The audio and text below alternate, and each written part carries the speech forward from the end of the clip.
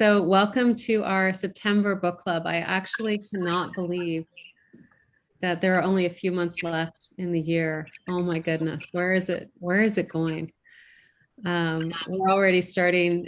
Today we had our JourneyWoman advisory call starting to talk about our holiday social. So, you know, the year is going fast. I hope everyone's getting a chance to get out there and travel a little bit. I want to do a couple introductions before we get going and give Wendy a moment to see if she can get her sound to work as well. For those of you I haven't met, I'm Carolyn Ray. I'm the CEO of JourneyWoman, and we have two other people involved with this book club. One is Sally Jane Smith, who is in Australia, and Wendy Brooke, who seems to be in Mexico, according to her. Follow the instructions. And not having good luck with the Wi-Fi at the moment, similar to problems I had in Bogota a few weeks ago. But Hello. Hey Wendy, we can hear you now, but we might need you to. We can hear you from your second device, but we're getting an echo, so you might need to close off your. Okay, there we go. Laptop. Hello. Yes, I'm in Mexico. excellent. Okay, yay. And I also want to introduce Sama, who is going to be our Morocco expert tonight. We're going to talk a little bit about a recent trip she just had to Morocco. And Sama, welcome. Thank you for coming. Sama works with Intrepid Travel. She's got the lovely orange background there. Hi, everyone. So excited to be here. Hi, Sam. Thank you for joining us. And our book tonight is called The Diver's Clothes Lie Empty by Vendela Vida. It's one of the books that you all chose through some surveys we did, and initially chosen by us and Trip Fiction, who's our book club partner. And we're actually getting closer to the end of the year. So we have one more book chosen already, which is the Guernsey Literary and Potato Peel Society, which I have started reading again. I read it a few years ago and I'm reading it again. I'm also cheating a little bit by watching the movie because it's very, very entertaining. But that's our book for next month, for October. And then we're just making some decisions on how to end the year. And we have another poll for you that will go out next month that looks at, I think we've got, Sally, 6 or 7 books on that we'd like to get your feedback on. So that will all be coming your way, and hopefully you're all getting our monthly book club newsletter, which is just focused on books now. I want to turn it over to Sally to, am I going to do Sally or am I going to do Wendy to kind of get us going? Which of you wants to take over from here?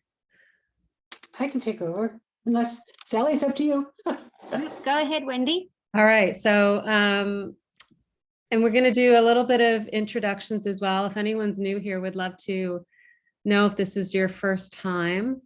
And I think I even did some polling questions, but it's been such a weird week, I can't remember. But want to know if anyone's planning travel to Morocco or has been to Morocco. You can use your little reaction buttons or just put your hand up. Has anyone been to Morocco? Great. And is anyone planning a trip to Morocco in the near future? Yes. Sue, I know you are. Yeah. Sue's one of our writers. She's going on a trip actually with Intrepid to Morocco in December. So that's great. So Wendy, I will turn it over to you to talk a little bit about the book and the author and lead us through our discussion questions. Well, and I'm somehow very technically challenged this week because my computer's not showing sound, and now I don't have my notes. So I'm going to have to wing it a little bit. I don't have the information on the author. So unless, Sally, you know anything about the author, we're going to have to. I actually don't know very much about the author, except that she is an American. I did some research on her back when we chose the book for the poll, but that's some time ago. I'm just looking her up now. So she is an American, and she has a background in journalism, education, and screenplay writing, which is something that when I first researched her, I didn't pick up on the screenplay writing, but now that I've read the book and see the angle with the film crew, that is quite an interesting slant on it. Yep. Yeah. So and with that, you're gonna have to bear with me. Well, I don't even have the questions, but let's talk a little bit about the book. First of all, could I see has everybody read the book, or who's at least read the book or gotten at least 3/4 of the way through? Okay. So Yeah, quite a quite a few. few have. of us. Yeah, as typical, you don't have to have read the book. It's not a requirement. So for those of you who have not, just a brief synopsis. We have a young woman who's gone to Morocco.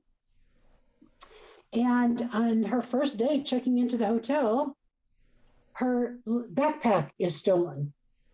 Her backpack with her money, her passport, and all of her earthly goods, or at least what she has traveling with her. She then, at one point, fairly quickly thereafter, the police call her into the station, and they have found a backpack of a young woman, and they give it to her, saying, "This is yours." And the answer, well, it's not hers, and but it has a passport in it.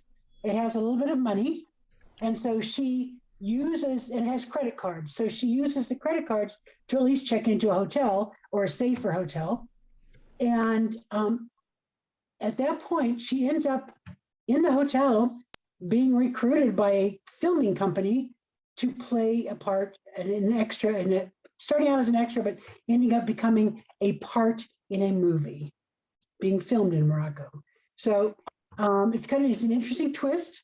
But let's start out with, I'm just going to try to pull my questions up, but they're my notes. So Sally, could you post the questions on the sideline, perhaps? Yeah, I can do that. Let's While we're just doing that, that. as I said, day one, she checked into a hotel and her backpack was stolen. Have any of you had any kind of issues when you're traveling that have left you semi-stranded in a situation similar to that? Had to deal with foreign police. I've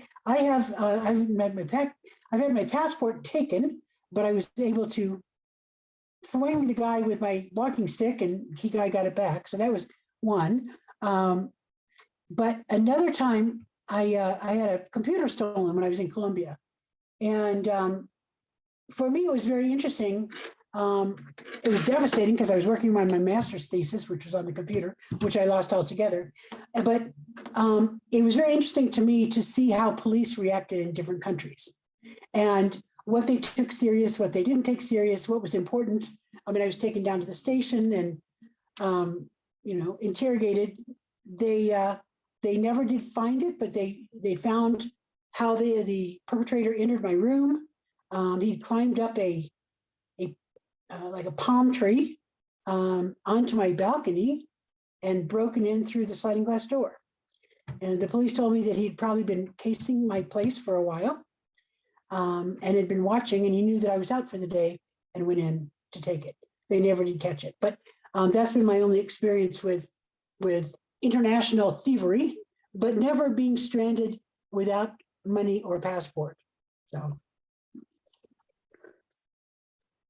let's get my chat open. I've also never had a passport stolen. That's always our nightmare, isn't it? It's always the thing that I'm so afraid of when I'm traveling. Like everything else can go, but your passport is gold.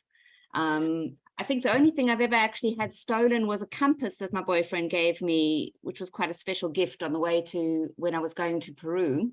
But I have had other things that have made me uncomfortable. I've had things like being in a hotel and finding that my hotel room has an external door that I can't lock because it's a fire exit, for example, or being places where I'm just not quite sure how I'm going to get back to my hotel and it's getting dark.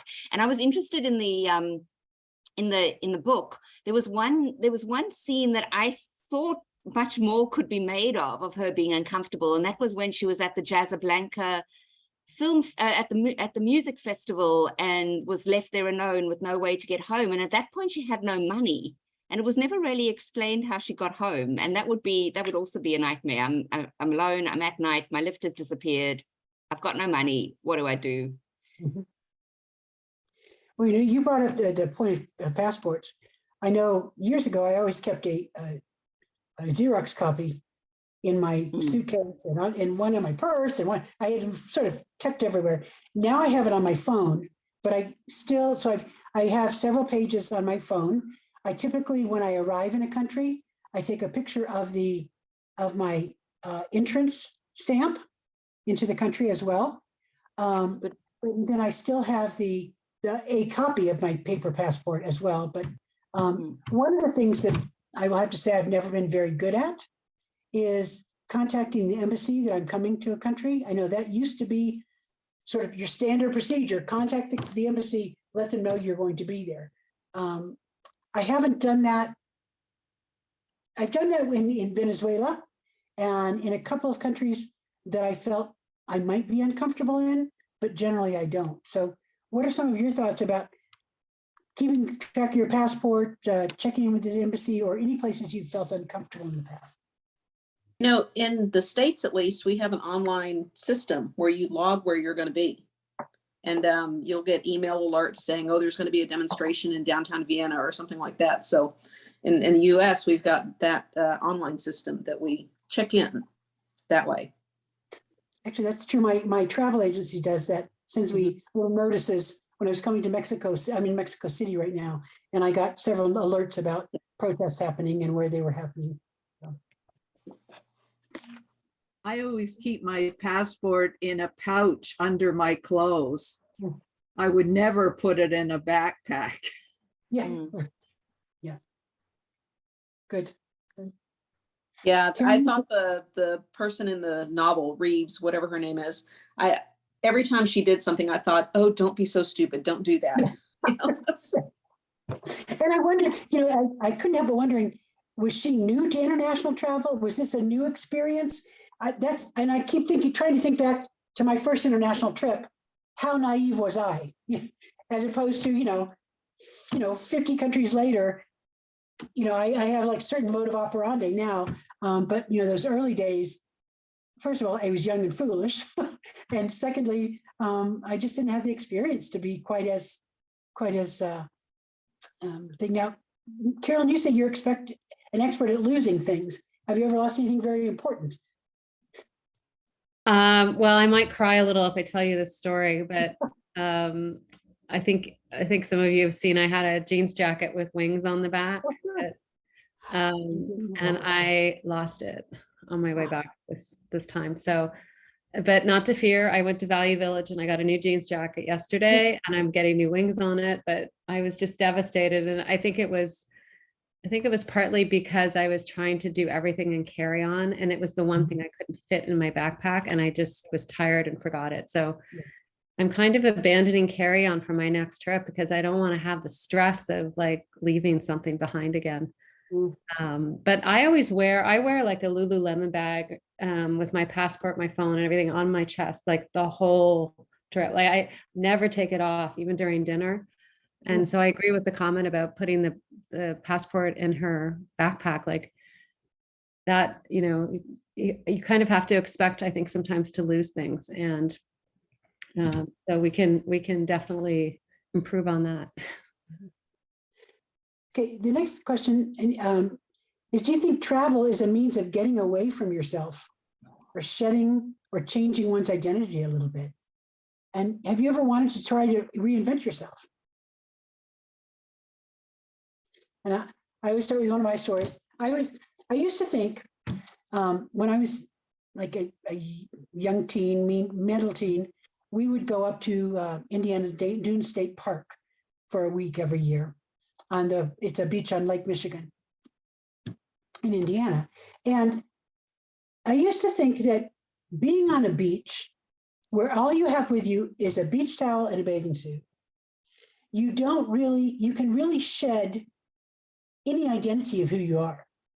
It becomes more classless in a sense because, people can't judge you by, yes, you have a bathing suit on, and they can judge maybe your figure, but they're not judging, your socioeconomic status as easily.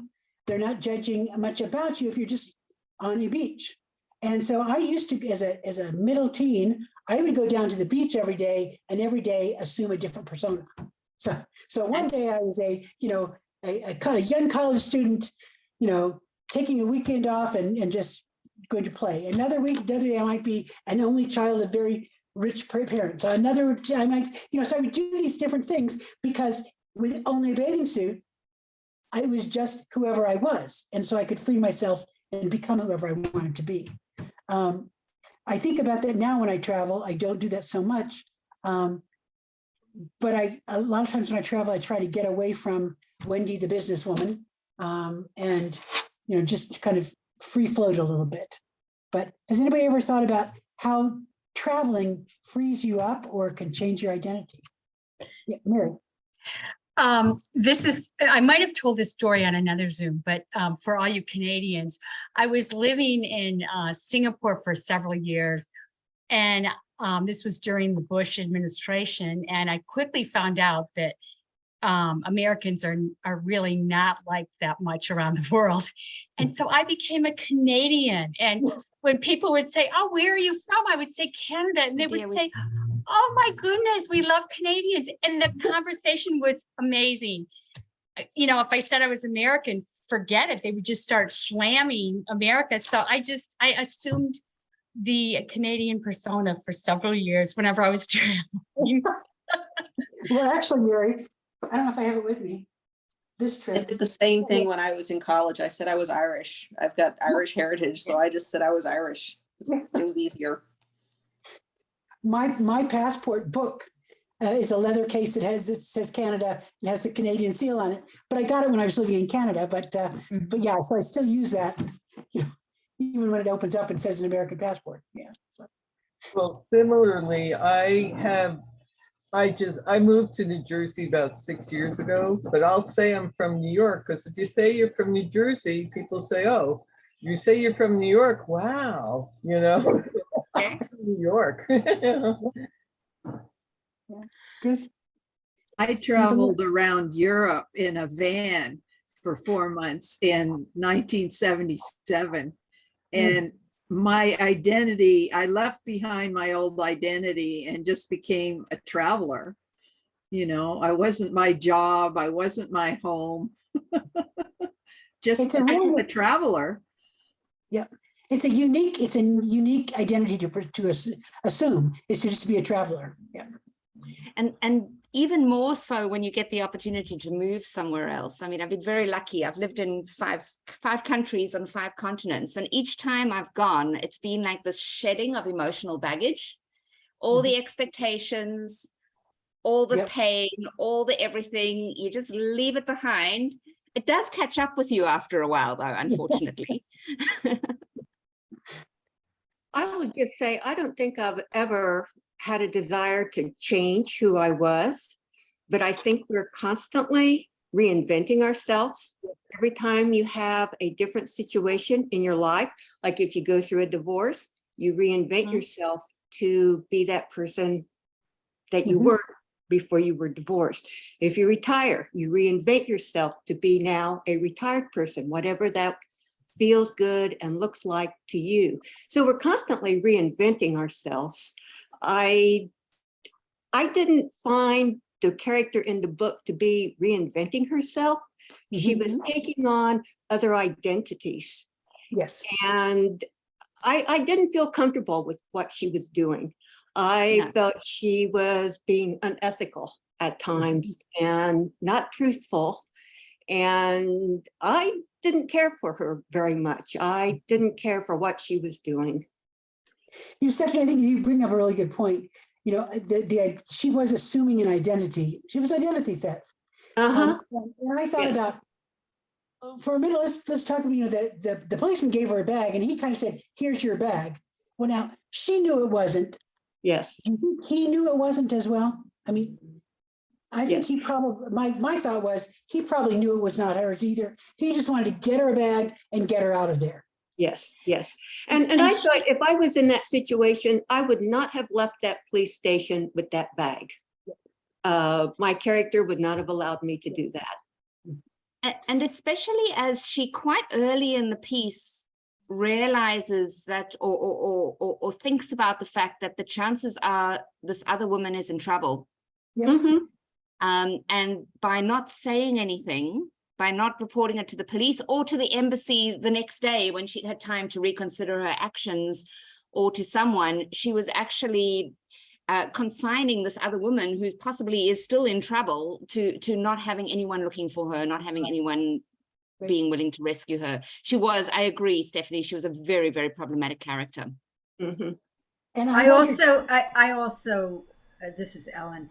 I agree completely. I felt the same way about her, but also the thing that bothered me about the book, as well as finding her a really difficult character to deal with and her decisions, is I thought it made, I have not been to Morocco. I'm going in April, but I've traveled like to 30 other countries in the world, including many southern countries or developing countries or whatever, however you want to characterize them.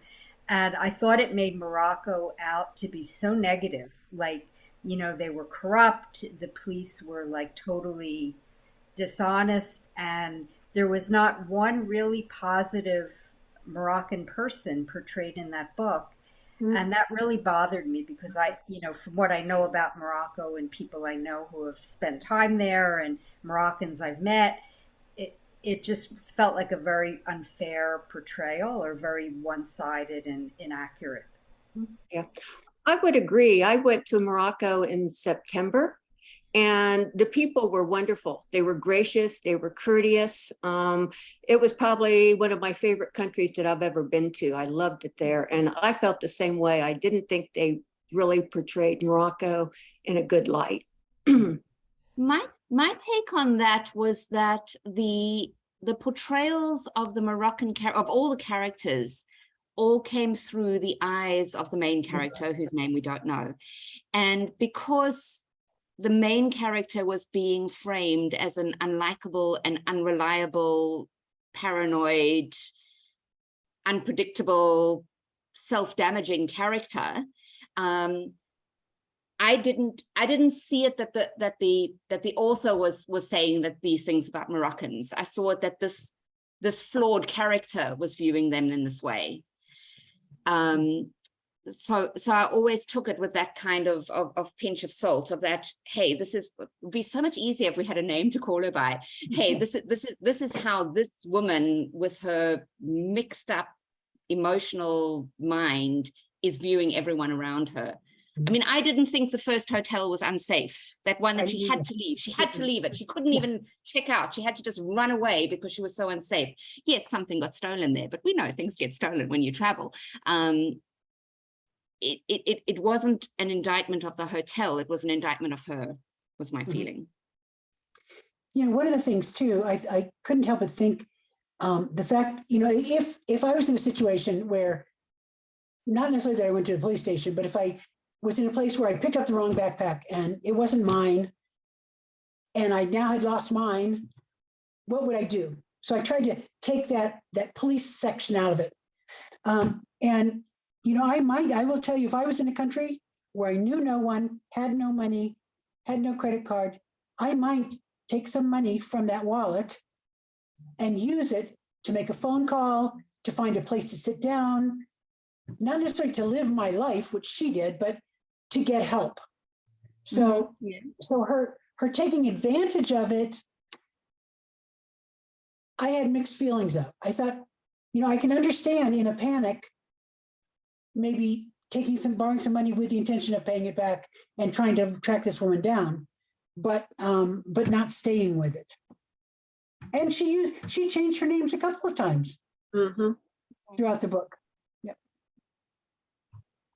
You know, Sally's brought up an interesting point that, you know, we don't know her name because it's told in the second person.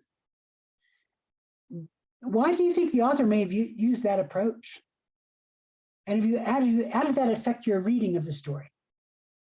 I thought it just reinforced the notion that she was not who she said she was. You were clearly seeing the book through her eyes, and I'll call her Reeves for, you know, simplicity. You were clearly seeing the book through her eyes, but she was trying to distance herself from herself. And having it in second person, I think, reinforced that from the author's perspective. So it was an interesting way to do that, and it worked for me. Any other thoughts? put you on edge, didn't it? You know, Yeah. because it was so, I'm like, I've only ever read one other book in second person, which was a brilliant book. But it completely subverts that, oh, this is a comfortable read. And yeah, you're putting in, as Ellen said, these horrible stereotypes of the Moroccan people, and you're putting in this really reprehensible behavior on her part and so on. And having that you all the time both brings you closer into the action because it's you, it's talking to you, but also just keeps you, or kept me a little bit on edge the whole way through. Yeah, I felt that she was telling us her story. You know, it was truly from her perspective, more so than other books I've read, which kind of reinforces that, you know, she didn't see that she was doing things wrong, you know, whereas we might, but she didn't. And so therefore, in her telling the story, she wasn't doing anything wrong. And the fact that she insisted that she wasn't who she said she was. I mean, that was just, she was constantly denying who she was. And that's got to be difficult. Rita at the end. I wonder if the author, I wonder how they made that decision. I wonder if they first wrote it in the first person, because that would seem the logical way to write it. I'm doing this. I lost my backpack. And I wonder if they first wrote it or conceptualized it that way and then made a deliberate decision to change it to you. It's a very unusual approach. Yeah.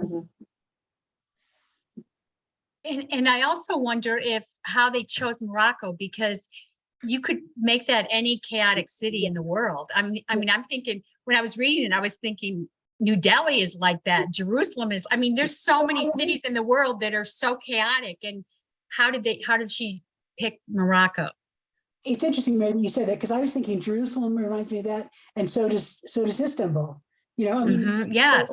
When she was walking through the marketplace, I have not been to Morocco, but when she was walking through the marketplace, I was in Istanbul. You know, I mean, I was seeing the stalls and seeing the colors, and to me, it was very much. It could have been in either place. It could have been, or it could have been in Jerusalem, walking the streets in the old city. I thought the same thing that, you know, so often when I read a book, I get a good sense of the place. But in this book, I didn't get a good sense of Morocco. I could have been anywhere. And I had that same thought that I could have been in, you know, a dozen different countries I've been to. It just didn't say Morocco to me. I thought about this because of the question. I wouldn't have thought about it otherwise. And the only thing I could think of, I mean, because on the one hand, any place that felt foreign to this character, that felt like she didn't understand the social norms and so on, would work. But what made Morocco interesting was French. And the reason I say that is because French is not the Moroccan first language, and it's not her first language, but there was a common language. About a third of Moroccans do have French as a second language. So everybody that was talking, except when she was talking with the actress and the actress's secretary, everyone was talking in their second language, which I thought was also added an interesting edginess to it and added so much more potential. I mean, where she's ascribing these motives to the police chief, for example, yeah, both of them were speaking their second language. So even apart from the stereotypes that she held and her paranoia and all the rest of it, there's just so much more potential for misunderstanding and miscommunication. Yeah, so that's really an interesting point, because I hadn't thought about how that impacts throughout the book. Yeah. I was really taken by the whole book. I was just disturbed by it.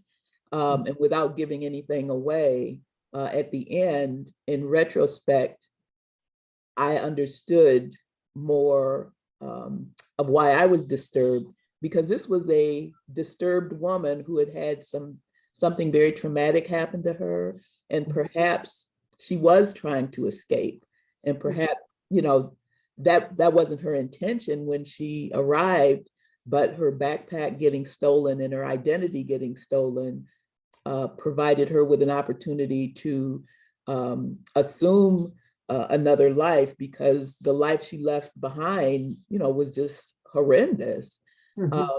But everything she did was just disturbing to me. And I thought, you know, this is hard to read. this is difficult and she's not making wise choices. But in the end, again, what she had experienced when she was on the plane and she saw that woman with those white shoes on, you know, that kind of set her in a path to remembering something she was probably trying to forget. And that just followed her all the way through her trip. So that was what stood out to me more so. And even, you know, as the book ended, you know, there she is assuming another personality because she's a disturbed woman. She's deeply disturbed. And she's lost everyone. She's lost her niece, I guess we'll call her. She's lost her sister. She's lost her husband. She's afraid of losing her mother. She says at one point that if she tells her mother about her sister and her mother doesn't cut the sister off, that would just make her die inside because of that betrayal. So she's in a situation where she's either going to lose her mother or has to misrepresent what happened to her mother. You're right, it's horrendous. And I hadn't actually felt much sympathy before you said that, Mary, but you're right. She is disturbed, and looking at it from that point of view puts a whole different angle on the story and on what might come next. Now, one part about the book that I found, I mean, the backpack getting stolen, I can understand. But just stumbling into this movie role, to me, that was a little far-fetched, okay? I mean, that was like a little outside the norm. And so I don't know, and just automatically being taken over to a new hotel with no problem. I thought a lot of that was a stretch and not very realistic in my eyes.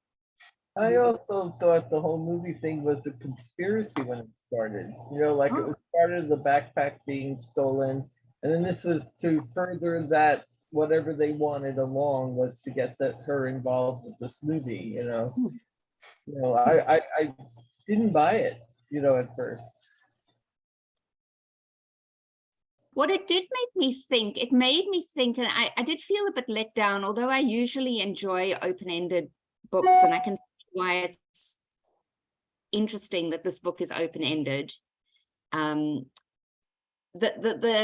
unlikeliness of the movie thing saving the day, this job, made me think there was going to be another unlikely but creative and entertaining way that it was going to fix her whole problem at the end and have her be able to get on a plane and get back home. But there wasn't. There was just that one, she had that one unlikely rescue, but that's it. She was on her own after that. We were left with a lot of threads hanging in this book. We were left with a lot of threads about what happened to the other woman whose passport was the unknown passport. What happened to the movie? What happened to her? It's just too many unanswered questions that kind of left you hanging.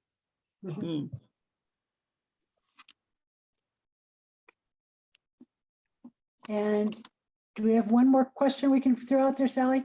We've got a few. There's one I've posted. If you just scroll up about Carolyn's comment about guidebooks. I can post it again. Still in my copy and paste memory. She has a guidebook and she wishes that she'd consulted it before her itinerary. There's many travelers, and you're right, they fall into two camps. Ones who really love using guidebooks and those that hate guidebooks. Which camp do you fall in? And if you use a guidebook, do you tend to read them when you're planning your trip or after you arrive?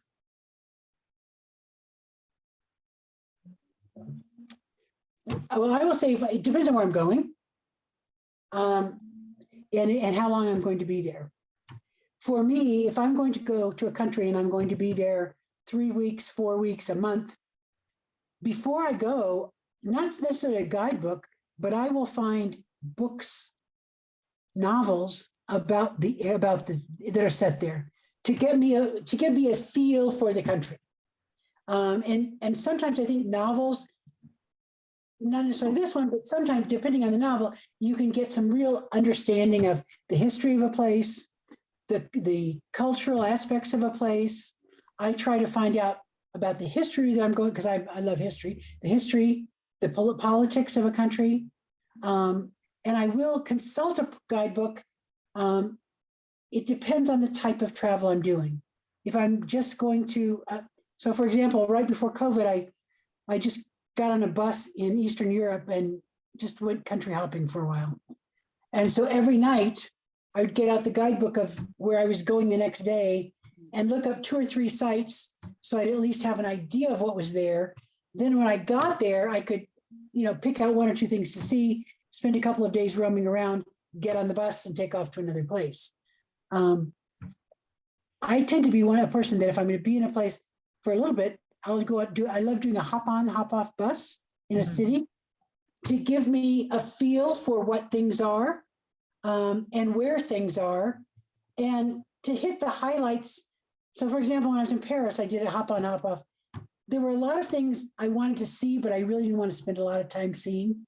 But I thought if I'm in Paris, I need to see the Eiffel Tower. If I'm in Paris, I need to see A, B, and C. Hop on, hop off bus took care of that in one afternoon. And then I could just really go to things I wanted to go to. So, but I don't. I'm an avid guidebook user. I know that's sometimes an unpopular opinion, but I love my guidebook. I tend to plan my own trips. I don't go on tours or go with groups. And I don't like the idea of knowing that I missed something fabulous just because I didn't know it was there. But I agree, Wendy, it's a starting point. You don't want to be constrained into only following an itinerary that the guidebook suggests, but it gives a starting point, and it gives a starting point each day of where I go first. And then once you've gone to that place, you can let something you see or hear or smell drag you off course and go somewhere unexpected and have those kinds of personal experiences that no one else can have. I usually read the guidebooks before I leave home and then leave the guidebook at home, so that I've taken all my notes before I leave. But I do like, Wendy, your idea of the hop on, hop off. I do the same thing with bicycle tours. When I went to Paris, the first day I took a bicycle tour around the city. It's a great place to kind of get the lay of the land and know what you want to go back to. And that's what I use guidebooks for, to find bicycle tours, to find the books I want to read before I knew about trip fiction. I also like movies, because foreign movies tend to take things for granted, so you get a feel for what it's like. Yeah. Like they don't try to Americanize it. Yeah, I like guidebooks, and I will say I was in Dublin, and we were on a tour with my family, and they said, "Oh, you've got a free day in Dublin," and everybody looks at me and says, "What are we going to do?" So I opened up the Lonely Planet and they said we go to Trinity College, and that's what we did, and I'm glad we did it. Yeah. Well, I know, feel like, yes, go on. I'm sorry, this is Carol. I'm somewhat new, so I appreciate this book club, and I'm excited to be here. I was here last month too, so I'm happy to be back. But I was an avid guidebook user until I traveled once with my son, who of course does not read a guidebook. He just uses his phone for everything. And it's really actually a great way to go. And I've started doing that a lot more. But I think it is also really nice to have my old school strategies and his new strategies. And it's a great combination when we can do that too. I can go to the hotel concierge and get a taxi. I don't always have to have an Uber, and he was really surprised by that technique. And but if we're stuck in the middle of somewhere, and he's always much faster on the phone than I am. So okay, this is the way we go. All right. So that works out really well. I usually use a guidebook, but a few years ago, I was traveling around the southern US in a RV, and my first go-to reference was 1,000 Things to See Before You Die in US and Canada. And the second thing was old gourmet magazine articles, which I photocopied. Yeah, it's, Carol brought up also, so it's not just guidebooks, but, and magazines are great, Kathy. I mean, I typically, the magazines I get when they talk about travel, if there's something interesting, I'll tear it out and keep it. So, and I have a folder of different countries where I just have chocked, articles about different cities or different hotels or different things to do that I can pull if I'm going to that area. And then Carol, you brought up, the internet. I will say I'm going to England not next week, but the week after next for a week. I'm going to spend a week in Gloucester. And that whole week I'm going to be in one city. So I've spent a lot of time online looking up the history of this, history, finding how, what is big thing I do is what is transportation like?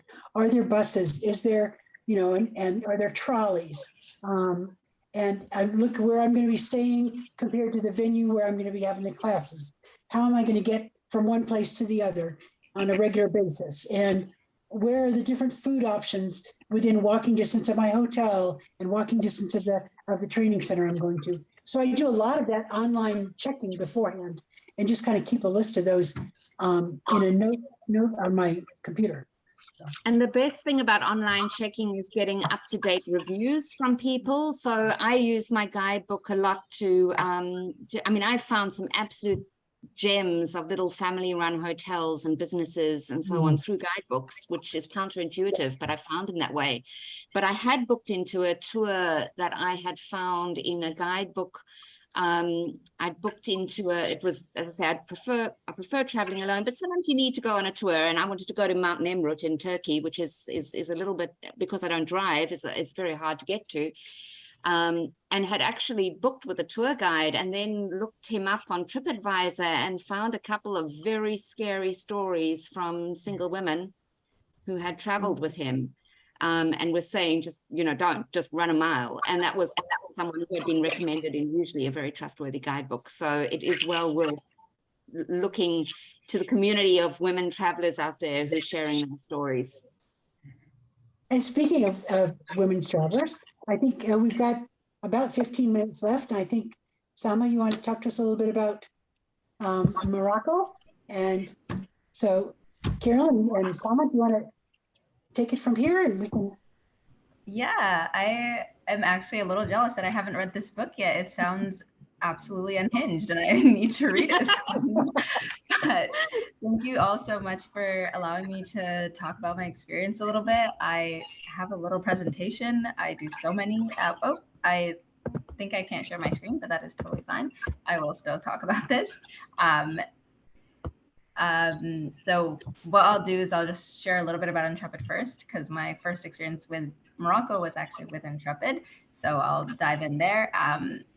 We basically, for anyone that doesn't know about Intrepid, we're one of the world's largest small group adventure travel companies. We've been around since 1989, just a couple of years shy of my own existence. So I feel like I am Intrepid in some ways. But yeah, we have a lot of amazing tours, about 1,000 for the conscious, the curious, the connected, everywhere from Turkey to Tanzania, Antarctica to Alaska, everything in between. So if you're ever interested, please drop myself or Stacy, who's somewhere in here, a line, because we'd be more than happy to help. But diving in a bit to Morocco, Morocco is definitely one of those places, as everyone on the call who has mentioned visiting, can be a little confronting and disorienting if you don't know what you're doing, or you've never been, or you're by yourself in a country where you don't speak the language and maybe don't know the culture a little bit. I'd say my experience definitely was a little bit easier in many ways because A, I was going on a group tour, B, I'm African myself and I speak a scotch of Arabic. So having that like Muslim African thing, I feel like people are a little bit more welcoming to me. But it can be a lot, especially when you go to the Medinas and the souks where everyone wants your attention. Everyone wants you to come to their stall and check out the incredible products that they're selling. And maybe they won't necessarily leave you alone. But I think all in all, there's so much narrative out there and so much communication that Morocco and some places in Africa are dangerous and are going to be terrible experiences. But I think you genuinely just have to go out there, have an open mind, and you're going to have an incredible time. Obviously, the fact that many of us, all of us here are women, we have the unfortunate predisposition that we always have to have our wits about us. We always have to be thinking about our next step and what we're doing and how to remain safe. So keeping that same mindset as well of having travel insurance, having locks on your bags, keeping a little tiny, why can't I think of the name of it? Like a shoulder bag that's like close to you with all of your important items, your money, your food, your food's probably not the best example. Your money, your camera, your passport, any of that stuff is obviously 100% something that needs to happen. But there's also some other incredible ways that you can stay safe and have fun in Morocco. And one of those ways is actually on a women's only expedition. You can book these through a lot of incredible companies, but here at Intrepid, we actually have been doing women's only expeditions since around 2018, and we recently relaunched them in 2022, earlier this year, actually, and one of them is Morocco. So trips like this make it so much easier for women like us to explore places that you can't necessarily explore in the same way or move through in a mixed gender or a mixed group like that. So on a women's expedition, everyone from your driver to your leader to the experiences that you're going to have are all female run, community run, and you're only really going to be interacting with other women. So there's a welcoming community there that you're going to feel really connected to when you go on these trips. And of course, you know, having the understanding that there's so many wonderful things that you can do to also support other women, whether that's I think, Sally, you were saying it earlier about reading reviews and making sure you're seeing what other women are talking about when they go to these places or when they have these experiences, and also making sure that you're just doing your very best to not stand out too much. I think often as tourists, like when we look down at our phones or have our heads buried in a book, we can stand out a lot as someone who does not belong and should be singled out. But there's a lot of wonderful things to do to not have that. I personally like keeping my AirPods in and having my hair cover it with directions so that I don't look like this when I'm walking around in a place. Might not be for everybody, to be honest, because they fall out quite often. But it's a really fun little hack if you're wanting to blend in immediately. Other things in Morocco is that understanding that it's a fairly liberal, but yet still very Muslim country. So if you're exposing a lot of skin, again, you might stand out a little bit, and that could call some unwanted attention your way. That could mean maybe you're being hassled a little bit or someone's overcharging you for a cab. It could literally range from any of those things. But I personally found that everyone was really nice and excited. Maybe it's because the travel restrictions have lifted and people are visiting again, and everyone's just joyous to have everyone coming back to their countries.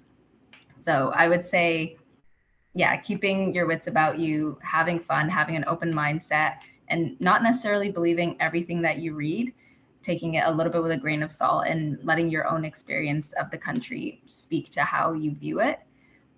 Some other fun things that we do on our Intrepid trips is we visit a lot of female-run initiatives and communities. So EFA is Education for All, in a really small town right off the foothills of the High Atlas Mountains. And they basically provide education for rural girls who don't have the opportunity to get an education. Oftentimes men in the villages will be able to commute to and from the school to get an education. But at EFA, it's actually a boarding house where girls age 10 to 18 basically do their entire schooling for the week. They have a house mother, they have meals cooked for them. And it's one of our Intrepid Foundation projects. So we're a proud partner and sponsor of EFA, and it's some place that we do visit sometimes on our trips. And if you ever go on an Intrepid trip, part of your trip contributes to supporting EFA, which is really exciting. We also visit community-run, female-run tea houses where you can meet all of these incredible Moroccan women and hear their stories and get to know what it's like to have an experience in Morocco that's truly unique and local and celebrates the women who help make the country incredible. Another last thing, I feel like there's so many things, but there's so many incredible, exciting experiences to have in Morocco. But I also say that when you're visiting, make sure if you are someone who enjoys doing a group tour, I would say to have a couple of days buffer either before your trip or after your trip, just to visit some place by yourself, whether it's Chef Shuin or Fez or Fabulas, or I definitely said that wrong, or Meknes, any place that you want to just spend a little bit of extra time, Essaouira, Agafay, get off the beaten path. There's so many places in Morocco that you may not see when you go on a trip. That's an organized group tour, so you want to definitely have that time to visit by yourself. One of my personal favorite experiences was actually in Marrakesh. We went to a restaurant called Al Faisia, which was a restaurant that was completely run by women, which you don't necessarily see in traditionally Muslim countries. It's usually like you have a male server, there might be women in the back, but you won't see them. But this, everything from the front to the person that's seating you, to the person that's cooking your meal, to the person who's bringing it to you, are all women from a rural community, and they're all learning how to work in travel and hospitality. So it was very exciting to see that experience as well. And to eat some amazing tagine. Definitely get a ton of tagine when you're in Morocco, and the orange juice is absolutely underrated. It's the best thing that I had. If I was allergic to oranges, I would be very sad in Morocco. But yeah, I think I've talked on and on. If anyone has any questions or has visited, please let me know like what your favorite place was. Would you like to do a women's expedition with Intrepid? Because I know a couple of people that can hook you up. But yeah. I am curious where I've been to Morocco. I spent 3 weeks there. I went, I don't know, about 10 years ago with my partner. We hired guides who took us all over all the cities that you've mentioned. Those of you that have been, what are your favorite places to go that may not be there's Rabat and Fez and Casablanca and places like that. Any other places that those of you that have been would suggest to others? Well, Chefchaouen definitely worth going to. I mean, because it's so unique for Morocco, where it's built on a hill and all the buildings are blue, and I felt very safe there. I went there by myself and I felt very safe. I know when I travel, a lot of people go, well, did you feel safe? And sometimes I say, I felt safer there than I do sometimes in large cities in the United States. And I think a lot of people don't really look at it that way when you travel by yourself. The other place I really liked was, and I never get the name of it right, it's Essaouira on the Atlantic coast. And I always said if I was going to have a destination wedding, that's where it would be. That's great. Anyone else? Wendy, I think you're muted. Sorry.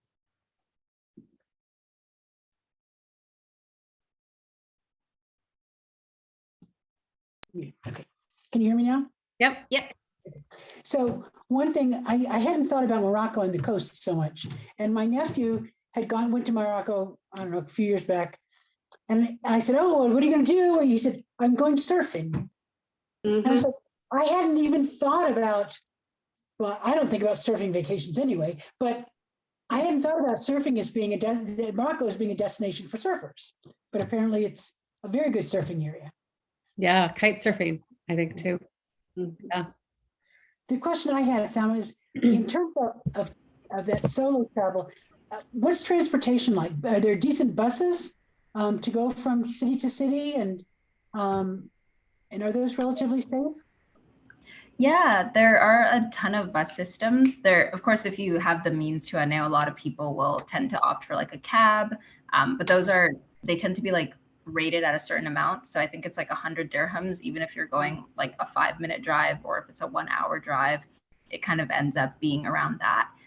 But there are really good buses. I actually took one from Marrakesh to Essaouira, the surfing city, and it was very safe. It felt really cool to be like one of the locals, because what's better than taking public transit in a new city that you're visiting? Because then you really feel like you fit in once you do that. Okay. Yeah, I'd say it was safe and quite cheap too. I have a question about security. I've traveled not in Morocco, but I've traveled in Egypt and other Muslim countries. And when I was in Egypt, I tended to wear a headscarf most of the time, just a casual headscarf. Is that something that you would recommend in Morocco if you're traveling, especially if you're alone or with a small group? Is it something that you need to pay attention to that sort of thing? I didn't. I'm sorry. Oh, I'm so sorry. I was just going to say, I didn't when I was there. And what I noticed was that younger women like that might work in the hotel at the reception or in stores as salespeople. The younger women did not wear anything on their heads. It was mostly the older women or when you went into rural Morocco. But it seemed to be quite comfortable not wearing any, not covering your hair. Even when I went into the mosques, I would ask if I needed to cover my hair, and they said no. Not like Egypt. Egypt, we actually had to in some of the mosques. So, Sam, any thoughts on that? Yeah, I would say that it's definitely echoing what Stephanie said. Like, it's definitely not mandatory in a lot of places. Morocco's very liberal. I'd say Egypt is still a little religious in ways, but as long as like your shoulders are covered and you're wearing clothes that go beyond your knees, you should be fine. You can still obviously wear whatever you want, but just to sort of fit in with like the modest sort of culture there, I think that's kind of the best bet. In the mosques, it usually is recommended to wear hijab, but it also isn't if you're not Muslim, to be honest. Like, no one's gonna say anything for the most part. Yeah, I've found that I've had different interactions with people if I wear a headscarf. So I generally do take a headscarf with me. I mean, it depends where you are and what you're doing and who you're talking to, but I've had some very special close interactions with people that I think might not have happened if I didn't have a headscarf. Yeah. Not in Morocco. I'm not talking specifically. I've never been to Morocco. Well, you definitely have to go. It's very fun. I would not go during Ramadan because everything will be pretty much shut down, but right after is always going to be amazing, or right before. I'd say that having a headscarf in a Muslim country is always a good idea, to be honest. We have a women's only expedition in Iran, and it's one of the things that you can't really move through Iran in a mixed group. So there's only certain places that you can go as only women, and a headscarf is kind of mandatory for those places. You can always style it really nicely, you know, get some funky colors, have a great outfit going, and you'll feel perfect. Love it. I was just going to, I put an article in the chat about my trip to Morocco a few years ago. And one of the things I had envisioned was spending the night in the Sahara Desert and, you know, taking a camel out to a tent and, you know, balmy breezes blowing and all of this. And I just want to say, if anyone does that, let me know. I will give you tips. It was freezing. The camels are not comfortable. And it was just literally the coldest night of my life. And I'm Canadian. I should have known better to bring proper clothing. And I literally was like wearing all my clothes, huddling, you know, finding everything I could find to put on me.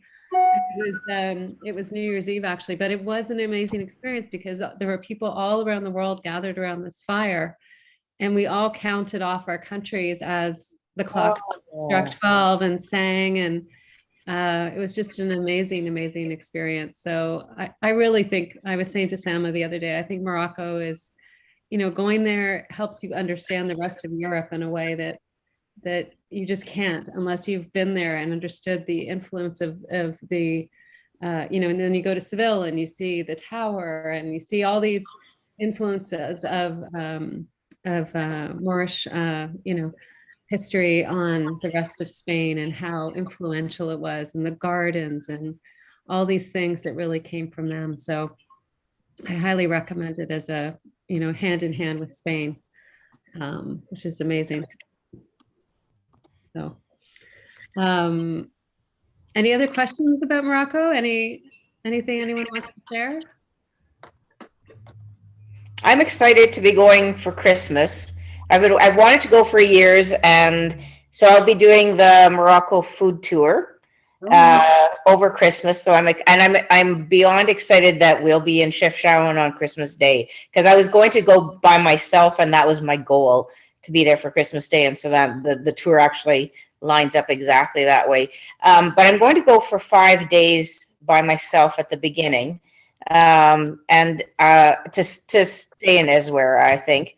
But I found a cooperative called ANOU, ANOU, that sells, you're familiar with it, that sells fair trade carpets and that kind of thing. And they can arrange trips to visit some of the women working on the looms. So I'm quite excited about that. But they suggest that they can set up a driver for me. I'm going to assume that that's safe, right? To just, if they suggest a driver to just go off into the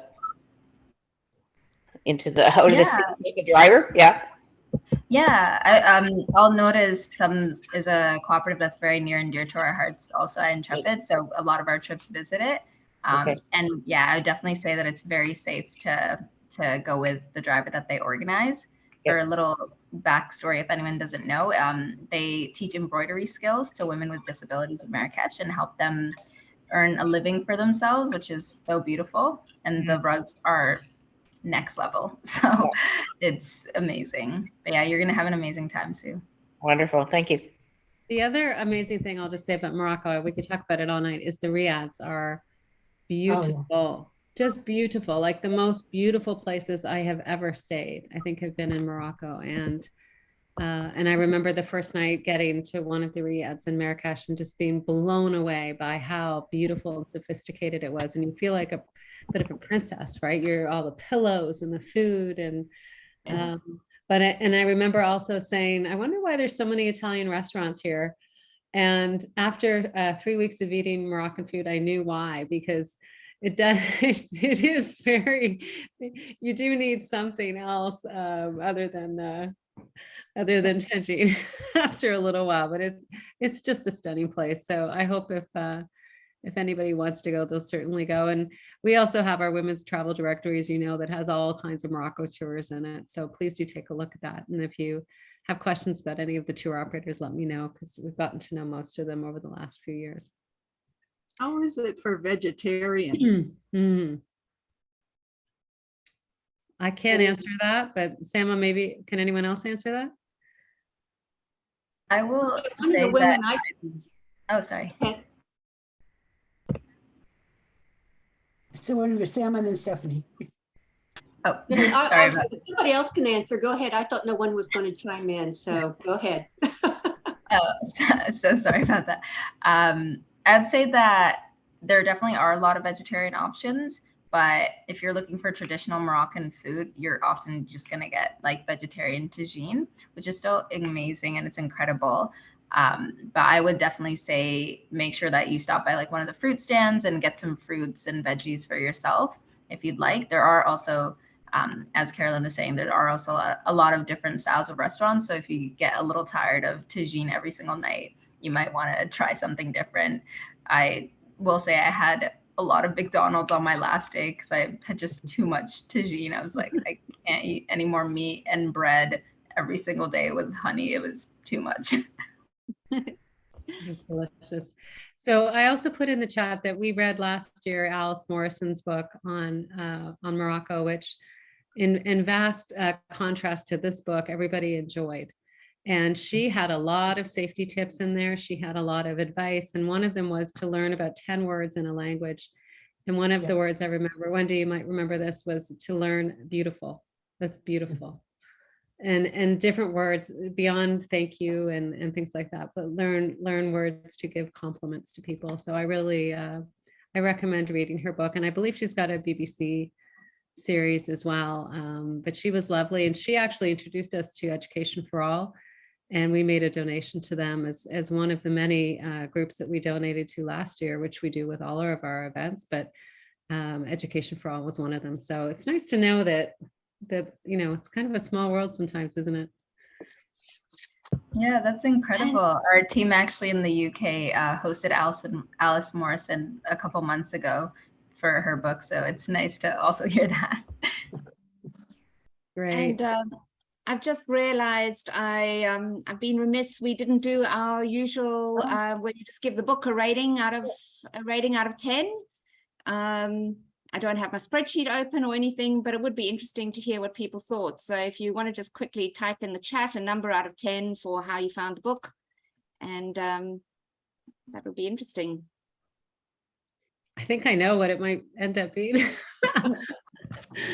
Anyways, it was It was- regardless of the book, it was a great discussion. So thanks everybody for participating, because there were a lot of interesting points to go through, and I want to thank Sam also for joining us today to answer questions and learn a little bit more about Morocco from a firsthand experience, which is really what we encourage everybody to do. And we can't Oh, be remiss so without eight. talking, without, I loved it. without Sorry. talking about next month is the Potato Peel Society, Right. which is England during World War II. Yep. And so the Guernsey, this is the book, actually, the Guernsey. You can probably find this at a library. It was published quite a while ago. And there's also a Netflix movie if you want to read the book first and then watch the movie. It's kind of interesting because the whole book is letters. And then of course the movie is quite different. So I started watching the movie last night just to get reminded of the story. It's a really beautifully written book though. So we'll be doing that in a month from now in October. Good. And in October, between now and October, I will have been to England, Milwaukee, Wisconsin, and Chicago. And be back for the third book. I think I'll probably be doing the book club from Chicago next month. So. Excellent. Anyone else doing some traveling? I'm going to Chiapas, Mexico in October, November on a arts and crafts tour. Oh, nice. Do you count Alabama? Yeah. Oh, I know, Wendy, you're from what, Alabama or Mississippi? I'm from Alabama. Yeah. There you go. I'm going to Alabama in a few weeks. Where in Alabama are you going? Football game in Tuscaloosa. Oh, well, we should hook up then. I'm not that far away. Yeah, okay. That's great. Well, I'm off to Venice, Croatia, and Slovenia on Saturday. I can't wait. My picture is Croatia. So keep an eye on our Instagram and our I think everyone, if you're not on our Solo Travel Wisdom group on Facebook, please join. That's where we share a lot of photos and travels that people are doing. But yeah, I'm super excited. I haven't been to Venice since I was 18, so it's gonna be really fun to go back and look at it, 40 years later. I'm going to Ireland on Friday, and we'll be feeding into the JourneyWoman Instagram account from Ireland. Oh, good. Awesome. Yeah, and those of you that don't know Sue, she's our kind of women over 50 writer. So yeah, so this is her. She's doing a little trip to Ireland. Is it 7 days, Sue? A week? 8 days, yeah. Yeah, so she'll be sharing what's happening in Ireland. So it's good to see everybody out again. It's nice to be out in the world. Okay, everyone. Well, thank you so much for coming tonight. Sorry we went a little late, but it was nice to talk to everybody and hear what you're up to. And as you travel, don't forget to send me your tips and photos, anything that you're doing, just share so that we can share it with everybody else. And thank you, Emma. Thank you, Wendy. Thank you. Thank you for organizing. Thank you, everyone. Bye, everybody. Bye.